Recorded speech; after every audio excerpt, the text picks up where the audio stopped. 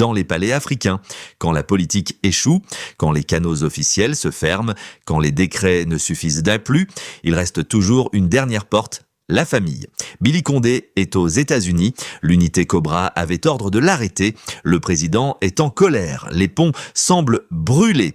Et pourtant, des négociations sont en cours, pas entre diplomates, pas entre avocats, pas entre partis politiques, entre membres d'une même famille, dans les couloirs discrets d'une relation humaine qui dépasse la politique. Ce soir, nous vous racontons les négociations les plus secrètes de la politique guinéenne actuelle.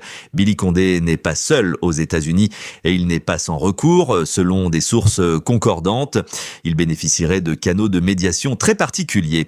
La mère du président, la sœur du président, deux femmes, deux figures centrales dans la vie personnelle de Mamadi Doumbouya, deux personnes qui ont accès à quelque chose qu'aucun ministre n'a: l'oreille intime du président, pas l'oreille du chef d'État, l'oreille de l'homme qui a grandi avec cette mère, de l'homme qui a partagé son enfance avec cette sœur. Et Billy Condé connaît ces femmes. Il les connaît bien. Pendant des années, il était l'homme de confiance de leur fils, de leur frère. Il était présent dans les moments importants. Il avait leur confiance. Et aujourd'hui, cette proximité devient sa bouée de sauvetage. Mais que négocie-t-on exactement dans ces conversations discrètes? Plusieurs éléments sont en jeu. Premier élément, le retour de Billy Condé en Guinée. Pas une reddition, un retour négocié avec des garanties sur sa sécurité, sur son traitement, sur l'issue judiciaire de son dossier. Car Billy Condé n'est pas stupide. Il sait ce qui attend ceux qui rentrent sans garantie. Il a vu d'autres avant lui et il ne prendra pas ce risque sans filet de sécurité. Deuxième élément, le silence. Car l'enjeu principal pour Doumbouya, ce n'est peut-être pas tant de punir Billy Condé, c'est de s'assurer qu'il ne parle pas.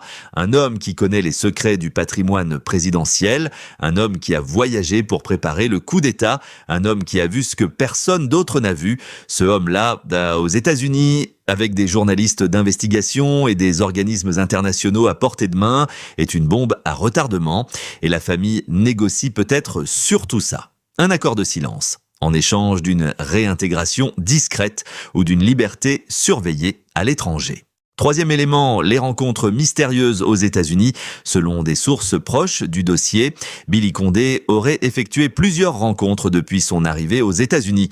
Des rencontres qui compliquent les négociations, des rencontres dont la nature exacte n'est pas encore connue, mais dont l'existence préoccupe Conakry. Voilà où en sont les choses.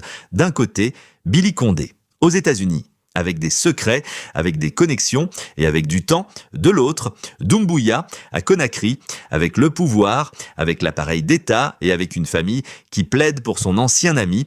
Entre les deux, des femmes, une mère, une sœur, qui essaient de recoudre ce que la politique a déchiré. Dans l'histoire politique africaine, ces médiations familiales ont parfois réussi et parfois échoué. Quand elles réussissent, elles évitent le pire et permettent à chacun de sauver la face. Quand elles échouent, les secrets finissent par sortir, les informations finissent par circuler et les dommages deviennent impossibles à contrôler. Le temps joue en faveur de Billy Condé. Chaque jour qui passe aux États-Unis lui donne plus d'options et en enlève à Conakry. La famille le sait, Doumbouya le sait et Billy Condé le sait aussi. Partagez cette vidéo pour que la Guinée comprenne ce qui se joue dans ces coulisses silencieuses. La vérité appartient au peuple guinéen, exigez-la.